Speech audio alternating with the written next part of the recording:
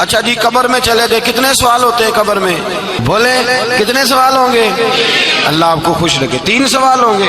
پہلا کیا ہے؟ تیرا رب کون ہے؟ میں مثال دینے لگا ہوں، کسی نے انکار کر دیا، کہنے لگا ہا ہیتا لا ادری، میں نہیں جانتا۔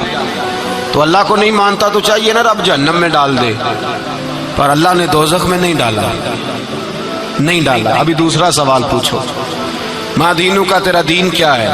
ہا ہیتا لا ادری، کافر ہے، منافق ہے، فاسق ہے، کہتا ہائے افسوس میں نہیں جانتا۔ چاہیے تھا نا دین نہیں جانتا دوزخ میں ڈالا جائے، لیکن اللہ ابھی دوزخ میں، ابھی جہنم کا گڑھا نہیں بنی۔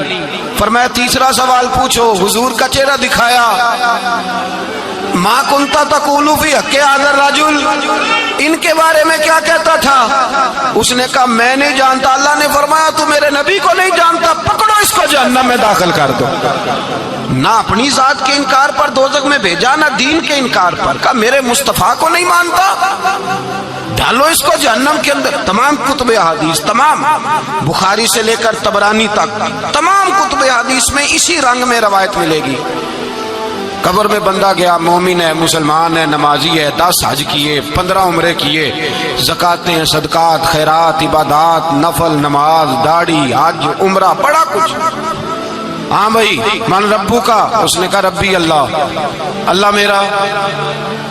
اس کو جنت کوئی نہیں ملی، ابھی جنت کی کھڑکی۔ دوسرا سوال پوچھو، ماں دینوں کا، تیرا دین کیا ہے؟ دینی الاسلام، میں اسلام کو مانتا ہوں، جنت مل گئی۔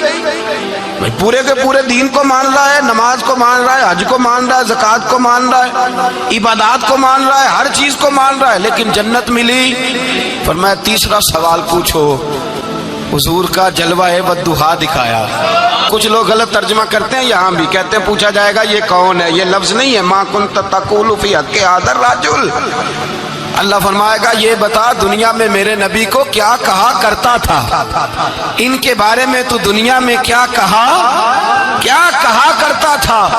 تو جو کہا کرتا تھا وہ کہہ کے اسی وقت پکار اٹھے گا کہ میں کہا کرتا تھا یا نبی پکارا کر، میں یہ کہا کرتا تھا یا نبی، میں یہ کہا کرتا تھا کہ دشمن احمد پہ شدت کیجئے، ملحدوں سے کیا مربت کیجئے، اور شرک ٹھہرے جس میں تعظیم حبیب، اس برے مذہب پہ لعنت کیجئے، اور مثل فارس زلزلے ہوں نجد میں ذکر آیات ولادت کیجئے، اور غیظ میں جل جائے بے دینوں کے دل، یا رسول اللہ کی کثرت کیجئے، یا رسول اللہ کی کثرت۔ میں یہ کہا کرتا تھا۔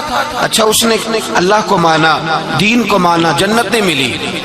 جب کہنے لگا نا ہوا محمد الرسول اللہ صلی اللہ علیہ وسلم، جب حضور کو پہچانا، حضور کو، نبی پاک کو پہچانا، تو فرمایا نہیں میرے یار کو جانتا ہے، اب کھول دو جنت کا دروازہ۔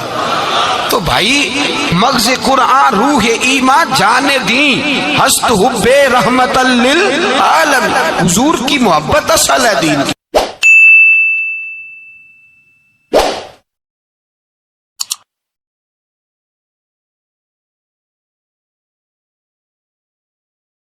قرض ایک صحابی پہ بڑا چڑھ گیا، تو حضرت عبداللہ ابن مسعود سے کہنے لگے رضی اللہ عنہ، قرضہ بڑا چڑھ گیا۔ فرمانے لگے تمہیں وہ دعا نہ سکھاؤں جو ہمیں نبی پاک نے سکھائی ہے؟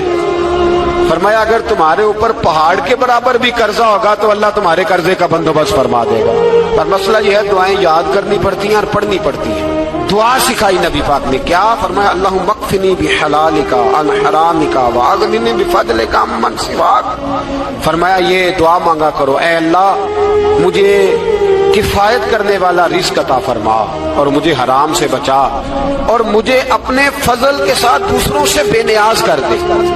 یعنی اس کا سادہ ترجمہ یہ ہے کہ اللہ بندوں کا محتاج نہ کر، مجھے اپنا محتاج۔ فرمایا یہ دعا پڑھو، ادائے قرض کے لیے یہ دعا پڑھو، اللہ تبارک و تعالی پہاڑ کے برابر بھی قرضہ ہوگا تو تمہیں اللہ اس سے نجات